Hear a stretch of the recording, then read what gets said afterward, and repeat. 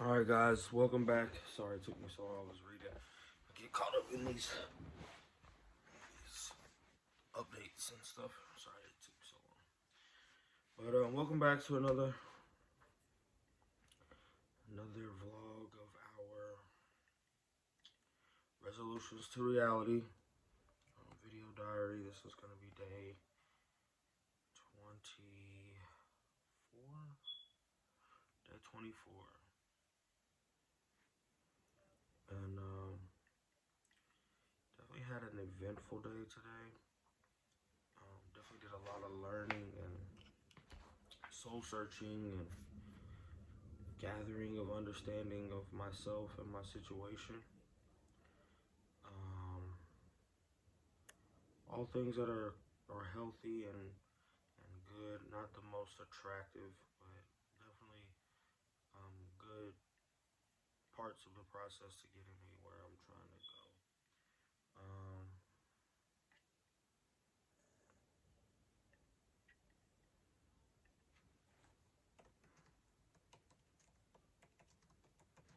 Sorry, let me respond to somebody real quick. Definitely got a better understanding of a lot of the people around me and their emotions, also their insecurities and struggles.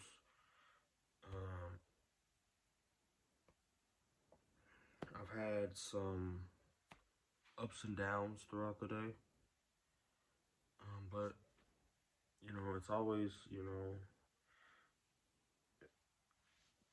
always one paradigm shift away from being a positive situation. And I'm grateful for the things that I've learned and the things that have transpired.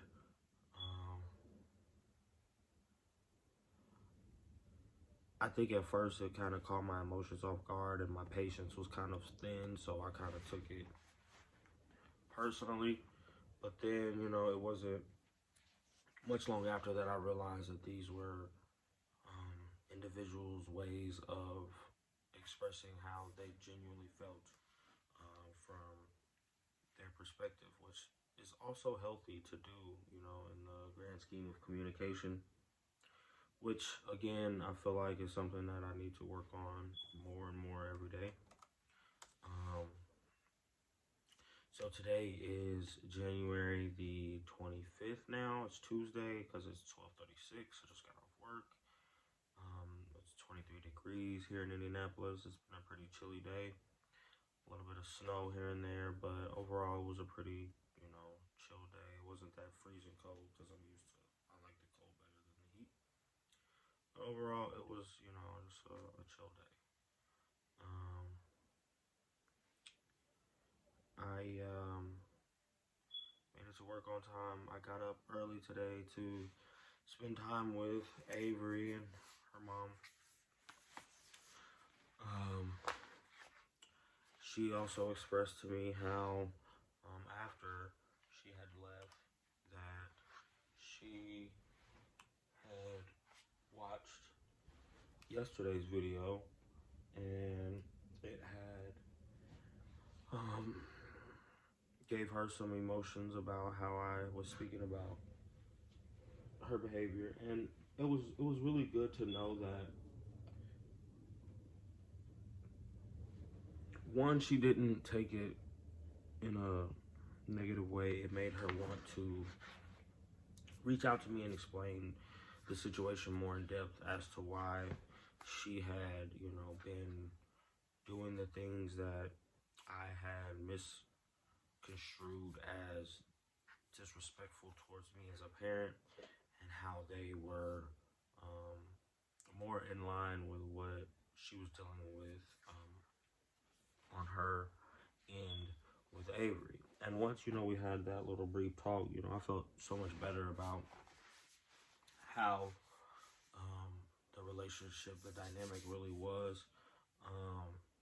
I'm really grateful to her for having the patience to not just watch my videos and hear out my inner thoughts and feelings that I express to my channel, but to also feel the patience to want to reach out and explain that to me, because in the past, it didn't take much for um, my feelings to get brushed under the rug or looked over and just ignored. So it was very helpful, and it made me feel so much better about the situation, just having that little short conversation with her over text message while I was at work.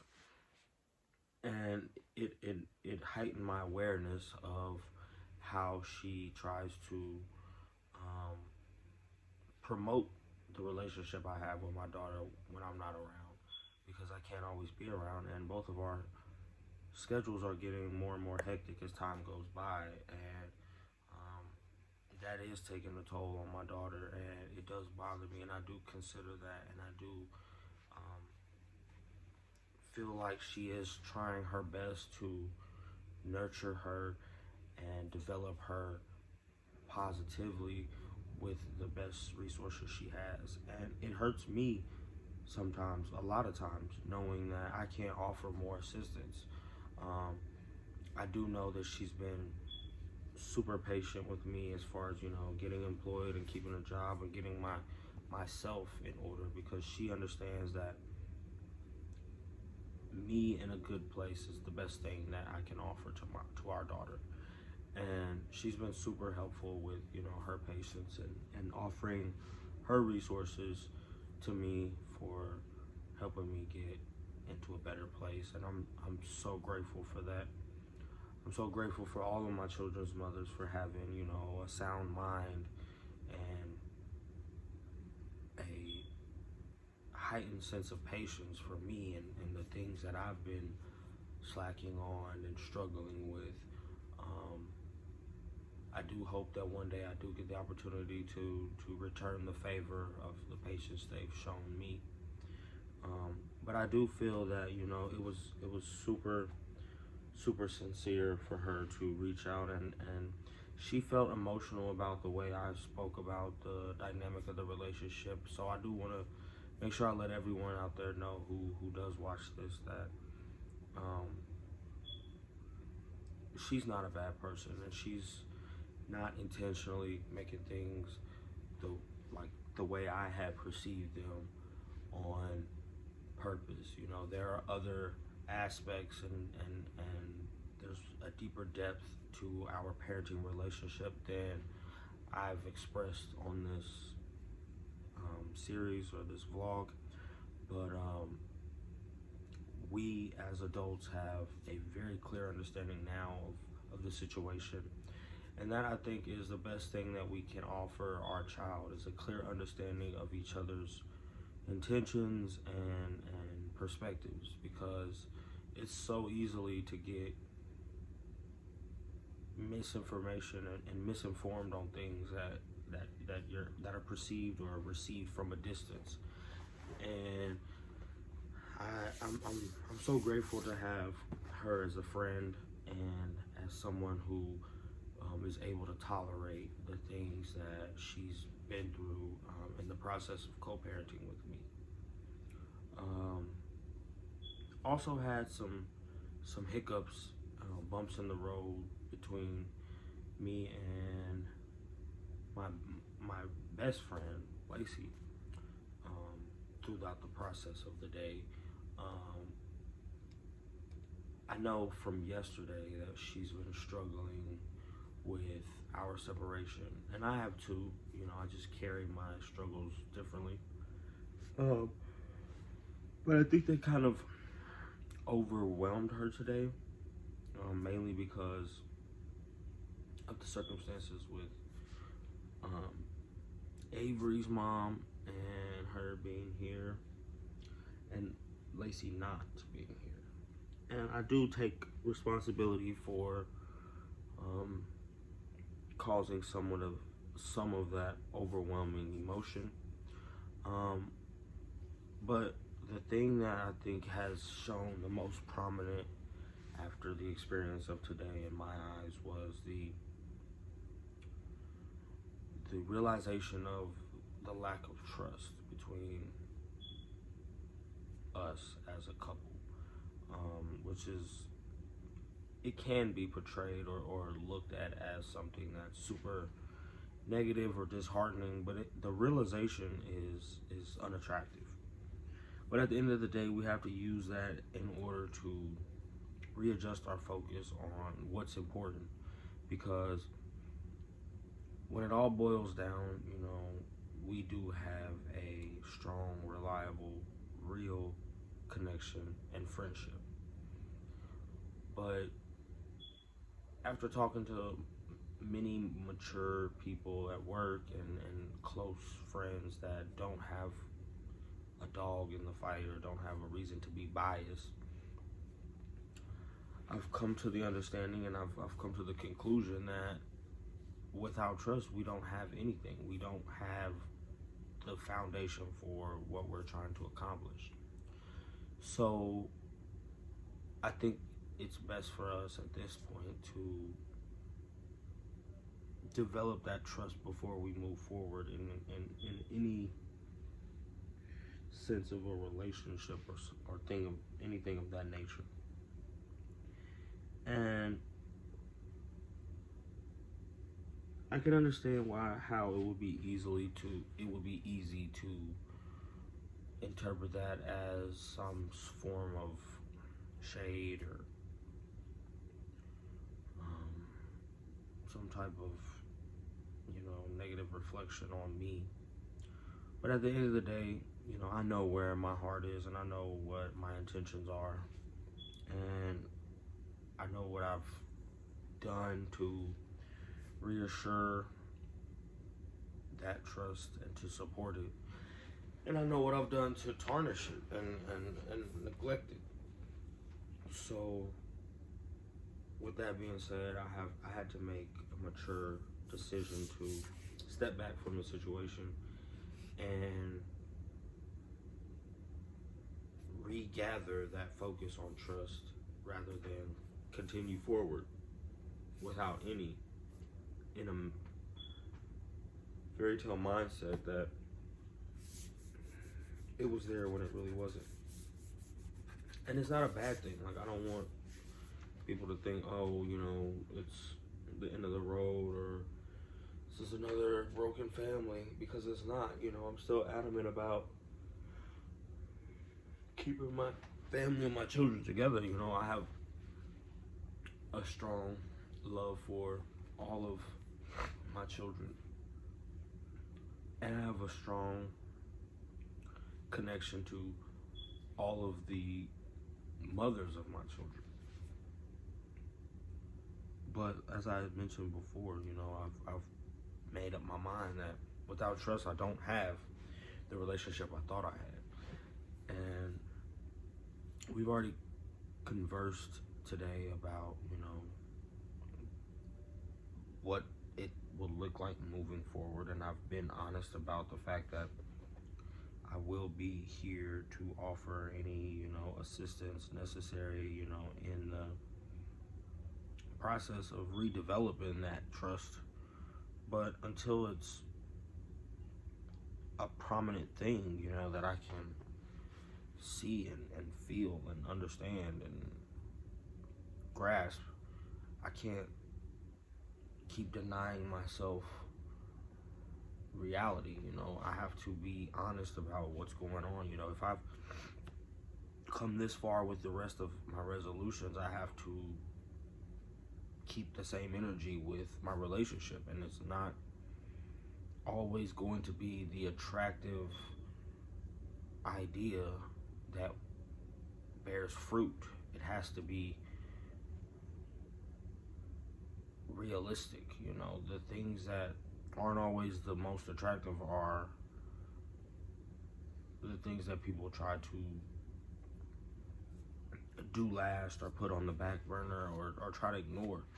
And I don't want to do that anymore. It's not attractive to be stuck in a place that I feel uncomfortable in. It's not attractive to to be, addicted to substances that are killing me. And it's not attractive to have a relationship that has no trust. It's not attractive to be influenced and addicted to physical activities with women that are not prosperous to either of us, me or the woman. These aren't attractive things about myself that I'm proud of. These are things that I'm diligently trying to hone in on to improve and better myself with. And it's not going to get any better if I just acknowledge them and don't take action. So the focus is in the process, the focus is in not only pinpointing these flaws, but trying to do what it takes daily to improve myself and my behavior, because I don't know about anybody else. I can't speak for anybody else. I can't give advice to everyone, and I can't take everyone's advice, but I can say honestly that since January 1st, 2022, I am making a diligent effort daily to improve myself, to improve my position in life, to improve my just all around what my life looks like. That is my goal, to improvement. And it starts with acknowledging the issues. It starts with being honest with myself. It starts with being honest with the people around me. And something that I'm super happy about is that, Avery's mom has really shown me that, the process that I'm using for making these videos has already begun to pay dividends on my life in reality, not just from a social standpoint or from uh, any type of views or type of status from what I get from her seeing it, but the fact that it's a way for us to communicate without me, being interrupted. She's watching these videos of me, showing my daughter, videos of me because my daughter wants to see them. And it's bearing fruit in my life of positivity, because for a while I'm doing these and I'm thinking, no one's watching this, no one cares. I'm just complaining to my phone. But she's shown me that, not only is it reaching the ears that it needs to reach, however few that may be, but it's also bearing fruits of understanding between two people that need to know more about each other, that have had communication issues in the past and that are doing better about it. And I can only hope that going forward that'll continue to be the case. Um, I can only hope that, more people that I know will find these vlogs and see a deeper side of myself and gain a better understanding for my life and my situation. And hopefully, the improvements that will be made and the concepts that will be understood from it will help more than just myself. I don't want this to be something that I'm selfish with or that only I can benefit from. Just like I was saying about her showing it to my daughter, I hope all my kids are able to find these and look at these in the right times and gather some sort of depth into who their father is as a man. And another thing that I really hope it will accomplish, that I don't want to move too fast because I'm kind of getting emotional thinking about it. But I really hope that when I'm able to look back on these, because I haven't watched any of them, that I can find something in these that helps me feel like what I've done and what I'm doing is better than what I had as far as a role model. or like a father figure. I really hope that something in this, whether I'm here or I'm gone, something in this process will show my children my diligence to them and myself. And I always think to myself about how I would help promote people to cherish their relationship with their fathers, even though I didn't have that. And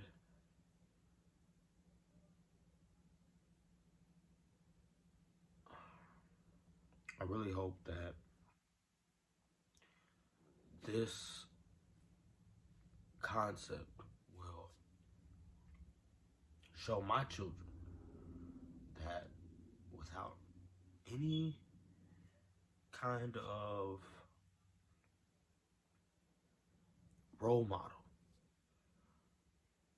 I still had the intentions on being the best father I could. And I know a lot of things that we do for our children and a lot of things that we say to them kind of goes one ear and out the other. But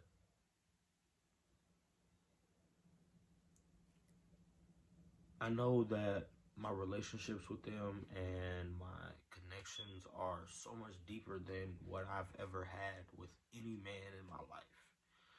So I'm not sure whether or not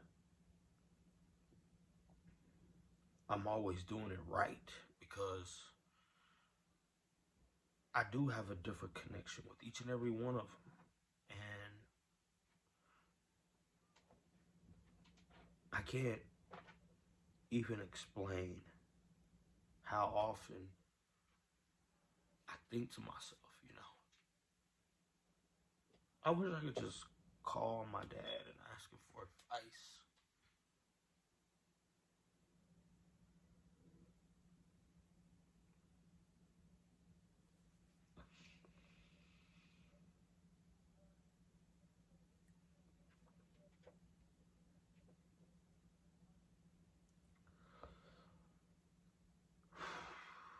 But anytime I think about doing that, I can always hear him saying, you know, I regret ever being your father. I regret you being a part of my life. And it's so scary how deep those words have cut me.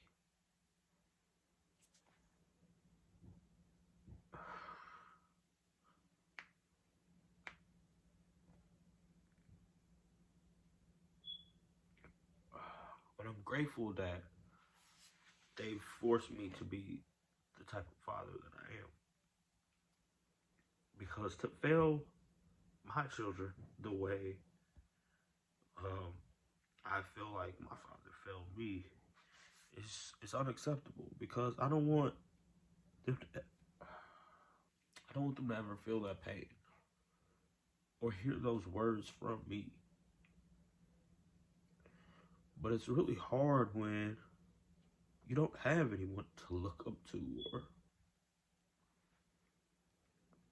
take advice from.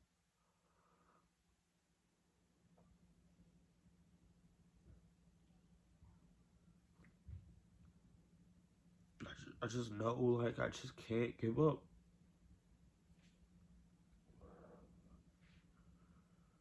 I really just can't give up. And even like when my emotions get the best of me, and it's like,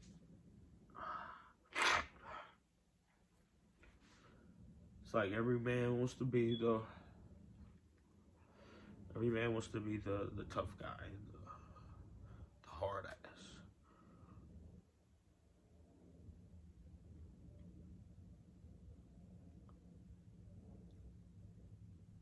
And like,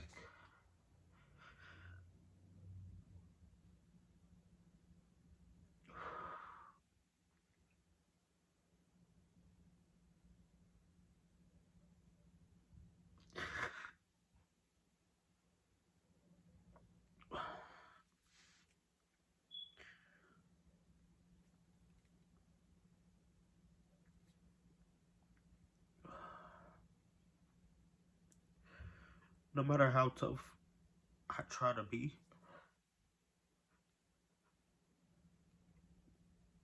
I can't ignore the weakness I feel from not being able to connect to my dad. And that's just something that I've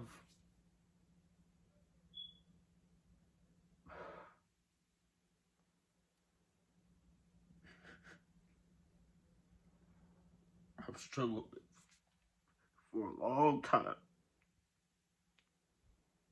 And I'm not ashamed to show my struggle. Because I know I'm not alone. And I know other people have issues like this with their fathers.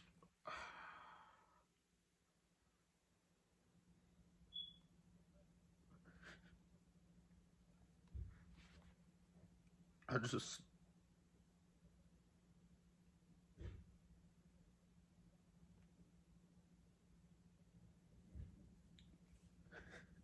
just don't feel like I can understand what I did to not be good enough. And I'll continue to promote other people's relationships with their fathers because I want my kids to promote their relationship with me. But it's so hard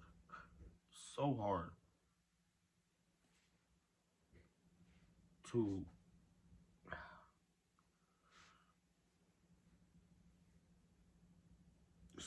grasp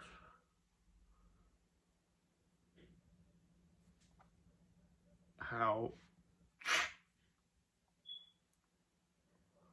hard it is to ignore a part of you that you have to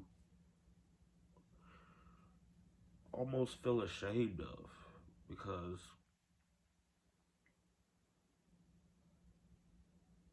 this person who turned their back on you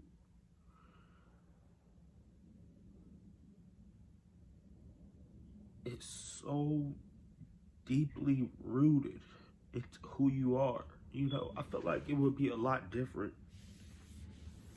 not having my father if I was a woman, if I was a female, because I would have a mother to teach me how to be a woman.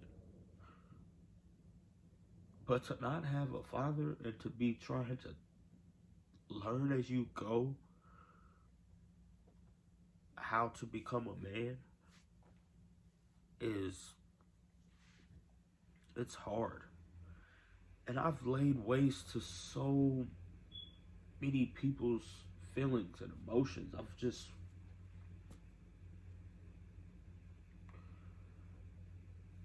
had my way with so much more than I deserved. And I know I can't blame him for that. I can't blame anyone but myself. And I don't want to blame anyone for that.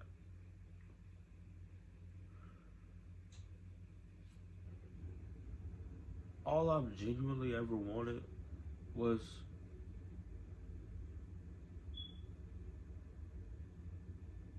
a man that would accept me for me. Accept me for me. Not only being their child, but for who I am. And to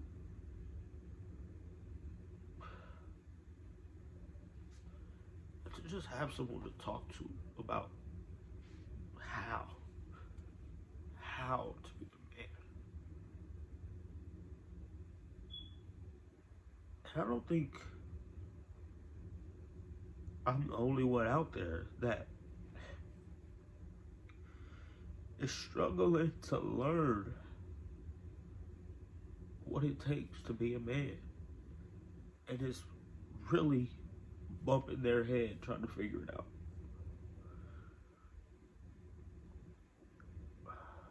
But you know what? These are my problems.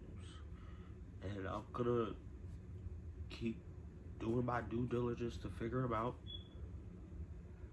I'm gonna pick myself up by my bootstraps and march on down this road until we see where it goes. And you know, where I lack in the fatherhood department, the best I can do is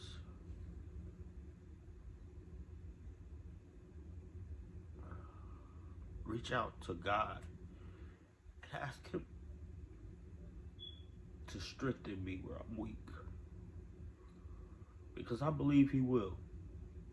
I do. I do believe He will strengthen me where I'm weak in the fatherhood department. I'm just going to continue to believe that. I'm going to continue to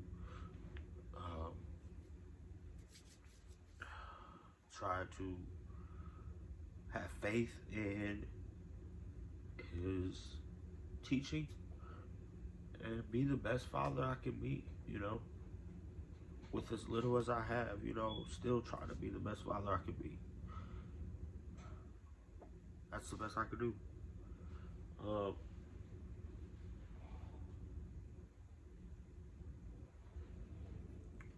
You know, I'm sorry I got caught up in that. I think I was just moving too fast, thinking too hard, and I let my emotions get the best of me. But there's nothing wrong with shedding a few thug tears. I'm not ashamed of it. It just hits me at the weirdest times, you know, and certain topics like my dad, my brother that I lost, my grandparents, those are hard. Those are hard to talk about. But I don't know why, but ever since I had my first daughter, my emotions are just,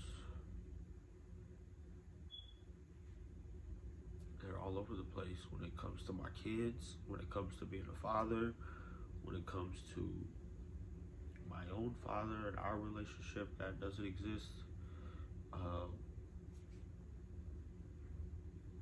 She brings out a different side of me. Avery has a hold of my heart that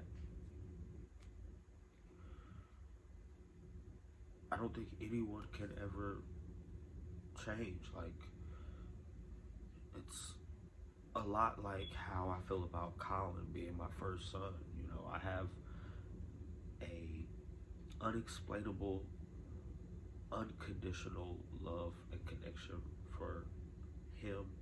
I have the same unconditional love for all of them, but it's just how they have affected my emotions. It's just different. Like, my first daughter and my first son are just, I'm just wrapped around their finger. And I don't want to let them down. I don't want to be a bad influence to them because of mistakes I don't know that I'm making. And sometimes I just feel like I'm already doing that because I've been misinformed on how to be a father. And I know that, you know, sitting here talking to my phone is not gonna solve all my problems, but I do think being honest with myself and the people around me will help some of them. I hope that we can all learn something from each other. And I pray that our patience with each other will continue to shine and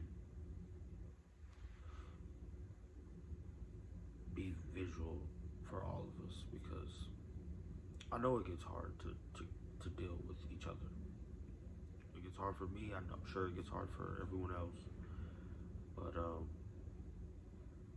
like I was saying before, you know, I just can't give up. I can't let myself turn into who my father was to me. And I guess essentially that's the best role model you can ask for, is a parent that teaches you how to survive without them and also teaches you how to not be what they are. So, all in all, you know, that's what a successful parent does. But I do think that's a generational curse that I will definitely make a point to break. I'm gonna get my crybaby ass in the bed and take a shower and try to relax. I think I've had enough emotions for today, and I'll catch you guys on the next one. I'll see you guys tomorrow at the same time, same place. Thanks again for tuning in to Resolutions to Reality, vlog number 24, the Crybaby episode. You guys take it easy. Adios.